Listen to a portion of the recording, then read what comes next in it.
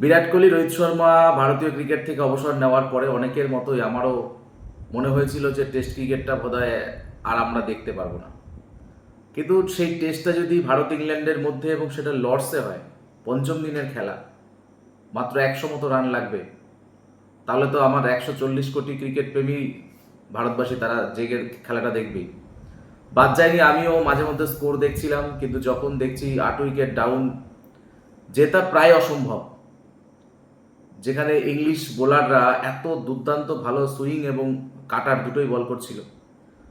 তারপরে যখন last time আমি খেলাটা দেখছি, জাদেজা ব্যাট করছে, sir Jadeja, last wicket, 1 wicket বাকি, ইংল্যান্ডের দরকার 1টা উইকেট, ভারতের দরকার 30 রান।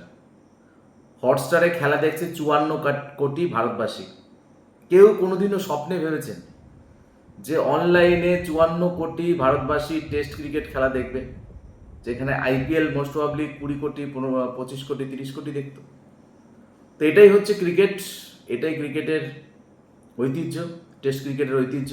কিন্তু খারাপ লাগছে আজকে ওই আনফর্চুনেট মোহাম্মদ সিরাজের যে বোল্ড, সত্যি ভাগ্য কতটা খারাপ থাকলে এরকম একটা আউট হওয়া যায়।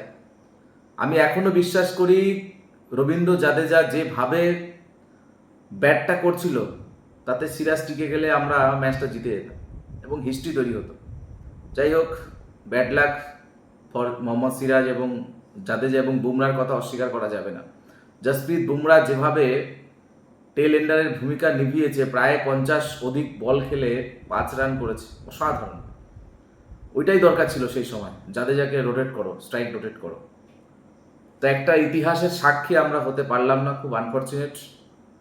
বাট ক্রিকেটে একটা টিমই জিতবে, যদিও টেস্টে ড্র হওয়ার একটা সম্ভাবনা থাকে, কিন্তু এখনো পর্যন্ত তিনটেতেই ফলাফল এসছে। আমি অভিনন্দন জানাবো এই ম্যাচটা জেতার জন্য টিম ইংল্যান্ডকে, কিন্তু ভারতবাসী হিসাবে অত্যন্ত গর্বিত লর্ডসের বুকে দাঁড়িয়ে, লর্ডসের মাঠে যেভাবে ফোর্থ ইনিংসে টেল এন্ডাররা যেভাবে ফাইট করলো, যেখানে ওপেনার মিডল অর্ডার কেউই খেলতে পারেনি, সেই অর্থে স্যালুট জানাবো জাদেজা, জসপ্রীত বুমরা এবং মোহাম্মদ সিরাজকে।